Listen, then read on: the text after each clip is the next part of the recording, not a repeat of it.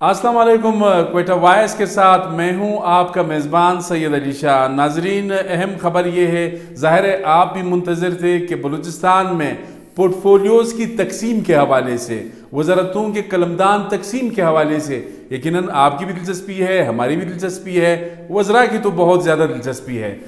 5 دن گزرنے کے باوجود ابھی تک ڈیڈ لاک جو ہے وہ برقرار ہے۔ ابھی تک وزیر اعلیٰ بلوچستان میر عبدالقدوس بزنجو جو ہے وہ وزراء کو منانے میں ناکام رہے ہیں۔ اندر کی بات یہ ہے، ہر وزیر کو پلاننگ اینڈ ڈیولپمنٹ چاہیے، ہر وزیر کو صحت چاہیے، ہر وزیر کو CNW چاہیے، ہر وزیر کو خزانہ چاہیے۔ یہ ان کی پرسنل جو ہے یہ دلچسپی ضرور ہے، حلقے کے لیے ہے، اپنی سیاسی جماعتوں کے لیے وہ اپنی جگہ، لیکن یہ جو 14 رکنی بلوچستان کی کابینہ ہے ان کے اندر اس وقت یہ تک بدو ہے کہ امپورٹنٹ وزارت کس کو ملے۔ اس وقت وزیر اعلیٰ بلوچستان میر عبدالقدوس بزنجو 5 دن گزرنے کے باوجود بھی اس میں کامیاب نہیں ہو سکے کہ وہ قلمدان تقسیم کر سکیں۔ اب بات یہ ہے کہ نشستیں کم ہیں، امیدوار بہت زیادہ ہے، 14 وزیر آئے، 5 مشیر آئے، لیکن کوئی 19-20 وہ تو ویسے ہی فارغ ہیں۔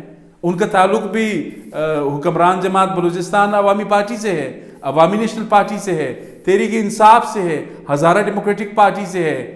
JWP کا تو گورام بگٹی صاحب ہے، ان کو کم از کم مشیر کا سٹیٹس تو مل گیا، لیکن اس وقت صورتحال یہ ہے کہ 19 ارکان تو ایڈجسٹ ہو گئے، اب بقایا 19 سے 20 ہے، ان کو ایڈجسٹ کرنا یہ ایک بڑا کویسچن مارک ہے۔ لیکن میں نے آپ سے تھوڑی دیر پہلے بلوچستان عوامی پارٹی کے 2 وزراء ہیں، ان سے میں نے بات کی، نام انہوں نے کہا کہ آپ نہ بتائیں، لیکن انہوں نے یہ بتایا کہ قلمدان تقسیم کرنے میں 1 یا 2 روز، ایک وزیر نے کہا کہ یہ کل تک ہو جائیں گے، دوسرے وزیر صاحب نے کہا کہ یہ پرسوں تک ہو جائیں گے۔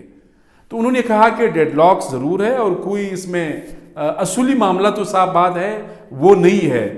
معاملہ جو ہے وہ ہر وزیر کی یہ کوشش ہے کہ اہم قلمدان ملے، ہر مشیر کی یہ کوشش ہے کہ اہم قلمدان ملے، اور ساتھ ہی میر عبدالقدوس بزنجو پر یہ بھی دباؤ تھا کہ جی آپ نے عوامی نیشنل پارٹی کو کیوں لیا، HDP کو کیوں لیا، JWP کا ظاہر ہے یہ لوگ سارے سابق وزیر اعلیٰ بلوچستان جام کمال خان کے ساتھ آخر دم تک یہ اس کے ساتھ رہے، آپ نے ان کو کیسے دیے؟ وہاں پہ بھی CM بلوچستان جو ہے وہ بے بس نظر آئے۔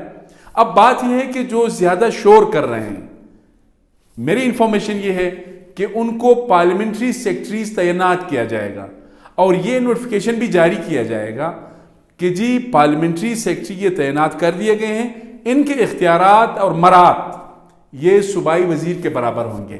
اس کے بعد ہی میرے خیال میں تھوڑے بہت معاملات جو ہے وہ بہتر ہو سکتے ہیں۔